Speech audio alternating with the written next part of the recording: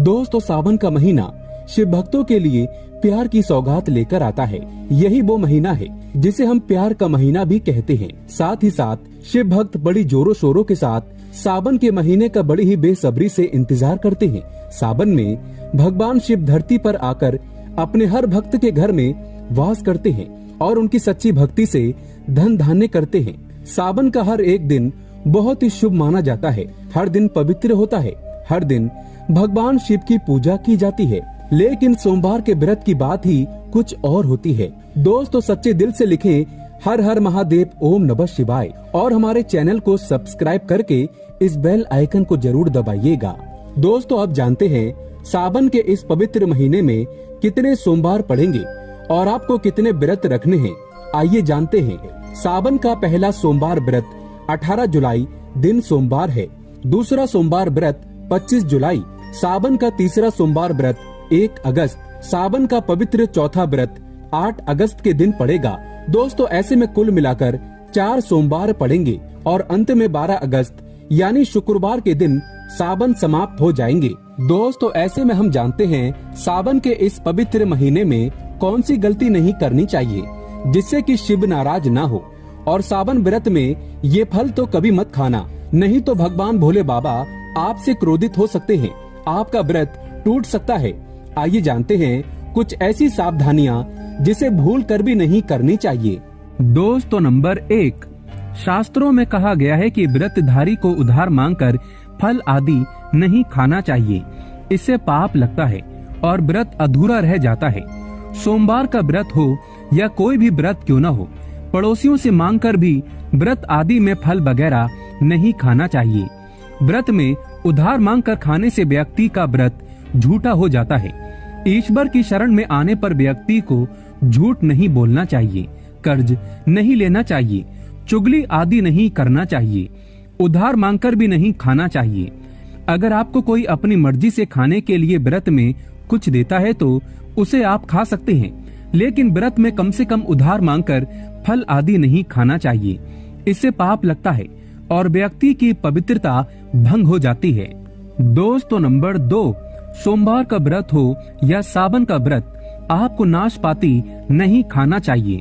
दरअसल इस फल का नाम नाश यानी नाश करने वाला होता है, इसीलिए इस फल को व्रत में नहीं खाना चाहिए। व्रत आदि को छोड़कर किसी और दिन आप कभी भी खा सकते हैं, लेकिन अगर जिस दिन आपका व्रत हो उस दिन नाशपाती का सेवन नहीं करना चाहिए। भगवान को भी नाशपाती नहीं चढ़ाना चाहिए। दोस्तों, नंबर 3, कुट्टू या सिंगाड़े का आटा खाने से भी आपका व्रत टूट सकता है। आपको बता दें, लंबे समय से रखा हुआ आटा आपका व्रत भंग कर सकता है। दरअसल पुराने आटे में घुन आदि कीड़े वगैरह पड़ जाते हैं जो ठीक तरह से दिखाई भी नहीं देते। ऐसा आटा खाने पर दरअसल आप मांस का सेवन करते हैं और व्रत में कीड़े खाना घोर पाप के बराबर माना गया है और आपका व्रत भी भंग हो जाता है। व्रत में ताजी आटा खाना चाहिए। लंबे समय से रखे हुए आटे में कीड़े पड़ जाते हैं, ऐसा कभी ना करें। व्रत हमेशा शुद्धता में ही रखना चाहिए। सावन का महीना बड़ा ही पवित्र महीना माना गया है, इसीलिए ये 5 चीजें भगवान शंकर के पास कभी न रखें। तो चलिए जानते हैं। दोस्तों, नंबर 1, जहाँ रखा हो शिवलिंग या महादेव की कोई भी प्रतिमा तो वहाँ पर भूल कर भी चप्पल जूते लेकर नहीं जाना चाहिए। जरा सोचिए, जब आपके कमरे में कोई चप्पल लेकर प्रवेश करता है तो आपको कितना क्रोध आता है। इसी कारण महादेव भी आपसे नाराज हो जाते हैं और आपको मिलने वाला फल नष्ट हो जाता है।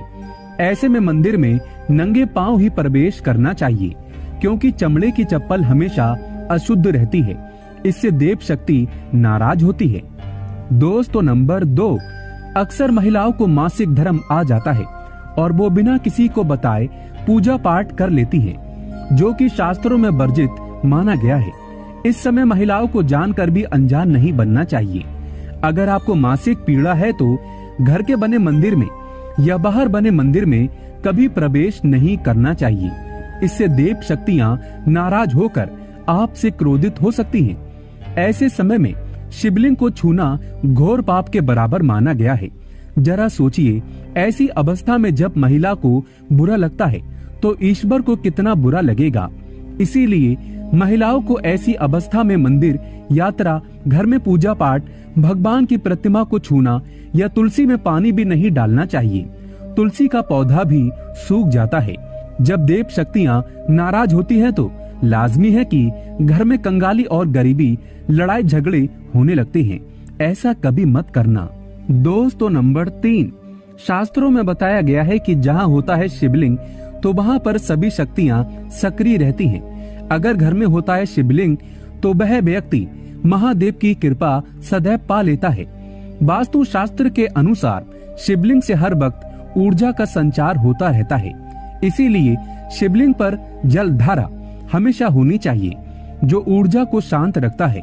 कुछ लोग अपने घर में शिवलिंग तो रख लेते हैं, लेकिन वो 1 हफ्ते के बाद जल चढ़ाते हैं, जो कि बिल्कुल भी अच्छा नहीं माना जाता।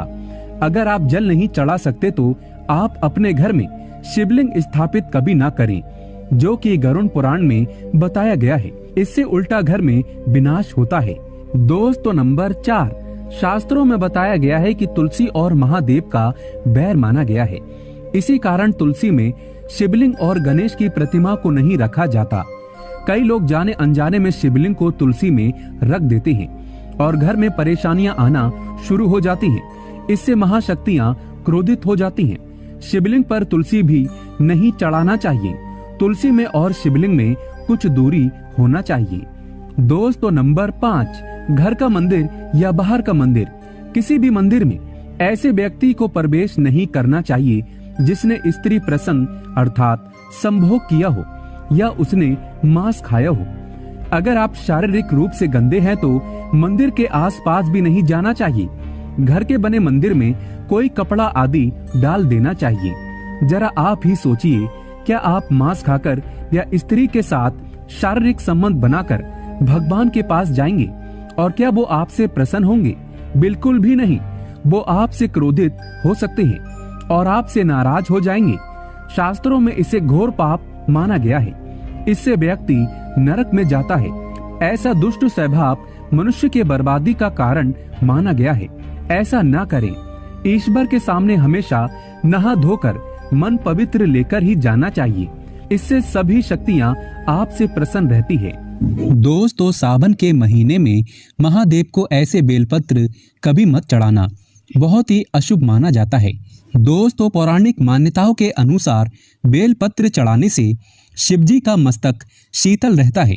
बेलपत्र से भगवान शिव की पूजा करने से दरिद्रता दूर होती है और व्यक्ति सौभाग्यशाली बनता है। इससे हनुमान जी भी प्रसन्न होते हैं, क्योंकि वे शिव के ही अवतार हैं और इस बात को शायद ही कोई जानता हो। दोस्तों, पहले आप ये जानें कि बेलपत्र का उपयोग और इसके लाभ कैसे मिलते हैं। दोस्तों, नंबर 1, तीनों लोकों में जितने तीर्थ स्थल प्रसिद्ध हैं वे सभी तीर्थ स्थल बेलपत्र के मूल भाग में स्थित माने जाते हैं। इस बात को शायद ही कोई जानता हो। दोस्तों, नंबर 2, यदि बेल का वृक्ष घर के बीचों बीच या पूरब दिशा में लगा हो तो घर में धन धान्य की कोई भी कमी नहीं रहती और परिजन खुशहाल रहते हैं। दोस्तों, नंबर 3, जो व्यक्ति बेल के वृक्ष के मूल भाग की गंध, पुष्प आदि से पूजा अर्चना करता है उसे मृत्यु के पश्चात शिवलोक की प्राप्ति होती है। दोस्तों, अब जानते हैं बेलपत्र से जुड़ी कुछ खास बातें। चतुर्थी, अष्टमी, नवमी, चतुर्दशी और अमावस्या तिथियों को संक्रांति के समय और सोमवार को बेलपत्र नहीं तोड़ना चाहिए। पूजा से 1 दिन पूर्व ही बेलपत्र तोड़कर रख लें। दोस्तों, आपको बता दें, बेलपत्र कभी अशुद्ध नहीं होता। यदि आपको पूजा के लिए नया बेलपत्र नहीं मिल रहा है तो आप किसी दूसरे के चढ़ाए हुए बेलपत्र को स्वच्छ जल से धोकर भगवान शिव को अर्पित कर सकते हैं। दोस्तों, बेलपत्र में 3 पत्तियां होनी चाहिए। कटी फटी पत्तियों का बेलपत्र भगवान शिव को अर्पित गलती से भी मत करना। कटी फटी पत्तियों को अर्पित करने से शिव का अपमान माना जाता है और बेलपत्र का भी। इसीलिए बेलपत्र की पत्तियां एकदम साफ होनी चाहिए। दोस्तों, सावन के इस पवित्र महीने में अगर जिस व्यक्ति को 5 संकेत मिल जाएं तो इससे ये पता चलता है कि महादेव आपकी भक्ति से बहुत प्रसन्न है और आपको धनी होने से कोई भी नहीं रोक सकता। तो चलिए जानते हैं। दोस्तों, नंबर 1, बैल का दरवाजे पर आना। नंदी महाराज भगवान भोलेनाथ के वाहन है। नंदी को भगवान शिव का द्वारपाल भी कहा गया है। नंदी महाराज को बुद्धि और ज्ञान का प्रतीक माना गया है। शिव के मंदिर के बाहर हमेशा नंदी महाराज विराजित रहते हैं। लेकिन अगर सावन के इस पवित्र महीने में अचानक से नंदी महाराज आपके दरवाजे पर आ जाएं और घर की चौखट को सींग मारने लगे, तब आपको समझ लेना चाहिए कि भगवान शिव आपके घर में आने वाले हैं, जो कि ये एक उनके आने का संकेत है। भगवान शिव आपकी भक्ति से बहुत प्रसन्न है और आपके घर में खुशियां आने वाली हैं। आपको धनी होने से कोई नहीं रोक सकता। लेकिन याद रहे, नंदी महाराज को तिलक लगाकर मीठा भोग जरूर खिलाएं। दोस्तों, नंबर 2, सावन के पवित्र महीने में अचानक से आपके सपनों में अगर शिवलिंग दिखाई दे जाए, अर्थात भगवान शिव दिखाई दे जाए, तो इसे आपको ये समझना चाहिए कि अब आपके जीवन से परेशानियों का अंत जल्दी हो जाएगा। भगवान शिव आपकी सच्ची आराधना भक्ति से बहुत खुश हैं और वो आपके घर में आने वाले हैं। ऐसे में याद रहे, शिव की भक्ति में कोई भी कमी नहीं आना चाहिए। घर को गंदा मत रखना, क्योंकि आपके घर में भगवान शिव आने वाले हैं। दोस्तों, नंबर 3, शास्त्रों के अनुसार माना गया है कि नीलकंठ भगवान शिव का प्रतीक है। अगर आपके घर में सावन के महीने में नीलकंठ छत पर आकर बैठ जाए, तो उसे भूल कर भी मत भगाना, क्योंकि ये भगवान शिव का प्रतीक माना गया है। ऐसे में आपको खुश होना चाहिए, क्योंकि भगवान शिव आपकी भक्ति से बहुत खुश हैं। शास्त्रों में बताया गया है कि नीलकंठ अगर मनुष्य के घर पर आकर बैठ जाए, तो साक्षात घर में महाशिव के आने के संकेत माने गए हैं। अब आपके बुरे दिन जाने वाले हैं। कहते हैं, श्री राम ने इस पक्षी के दर्शन करने के बाद ही रावण पर विजय प्राप्त की थी। दोस्तों, नंबर 4, सावन के पवित्र महीने में अचानक से घर में काला सांप निकल आए तो बहुत ही शुभ माना गया है। इसे बिल्कुल भी ना मारें। ये भगवान शिव के आने का संकेत है। जिनकी भक्ति से महादेव प्रसन्न होते हैं, तब महादेव किसी खास अवसर पर ही अपने दर्शन देते हैं। सावन का महीना बहुत ही पवित्र महीना माना गया है। यही वो महीना है जिसमें भगवान शिव धरती पर आते हैं और उसी घर में अपना वास बना लेते हैं जो सच्चा भक्त होता हो। सपनों में किसी मंदिर में नाग नागिन का जोड़ा देखना बहुत ही शुभ माना गया है। ये घर में शिव के आने के संकेत हैं। अब आपको खुश होने की जरूरत है।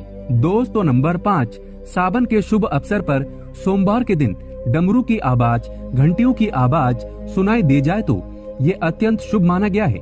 इसका अर्थ ये है कि भगवान भोलेनाथ आपसे प्रसन्न है और जल्दी आपके घर और जीवन में प्रवेश करने वाले हैं, जिससे आपका आर्थिक संकट दूर होकर जीवन में सुख समृद्धि आने वाली है। महादेव आपसे बहुत खुश हैं। दोस्तों, महादेव की कृपा पाने के लिए एक बार भगवान शिव का जयकारा अवश्य लगाएं। हर हर महादेव, ओम नमः शिवाय। एक लाइक तो बनता है।